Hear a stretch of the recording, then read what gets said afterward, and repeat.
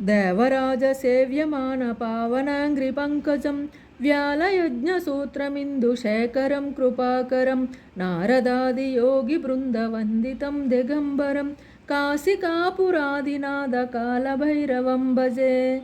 भानुकोटिभास्वरं भवाब्धितारकं परं नीलकण्ठमीप्सितार्धदायकं त्रिलोचनं कालकालमम्बुजाक्षमक्षशूलमक्षरं काशिकापुरादिनाथकालभैरवं भजे। शूलटङ्कपाशदण्डपाणिपादिकारणं श्यामकायमादिदेवमक्षरं निरामयं भीमविक्रमं प्रभुं विचित्रताण्डवप्रियं काशिकापुरादिनाथकालभैरवं भजे।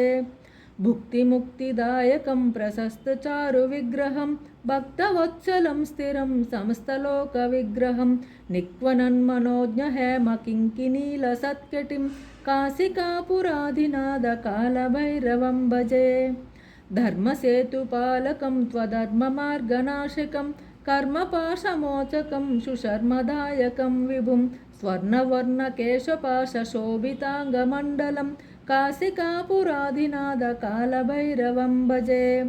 रत्नपादुकाप्रभाभिरामपादयुग्मकं नित्यमद्वितीयमिष्टदैवतं निरञ्जनं मृत्युदर्भनाशनं करालद्रंष्टमोक्षदं काशिकापुरादिनाथकालभैरवं भजे। अट्टहासभिन्नपद्मजाण्डकोशसन्ततिं दृष्टिपातनष्टपापजालमुग्रशेषनम् अष्टसिद्धिदायकं कपालमालिकाधरं काशिकापुरादिनाथकालभैरवं भजे।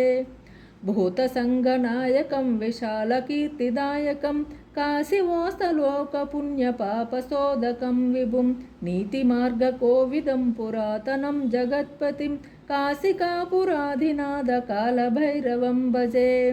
कालभैरवाष्टकं पठन्ते ये मनोहरं ज्ञानमुक्तिसाधनं विचित्रपुण्यवर्धनं शोकमोहलोभदैन्यकोपतापनाशनं त्रे प्रयन्ति कालभैरवाग्रिसन्निधिं ध्रुवम्।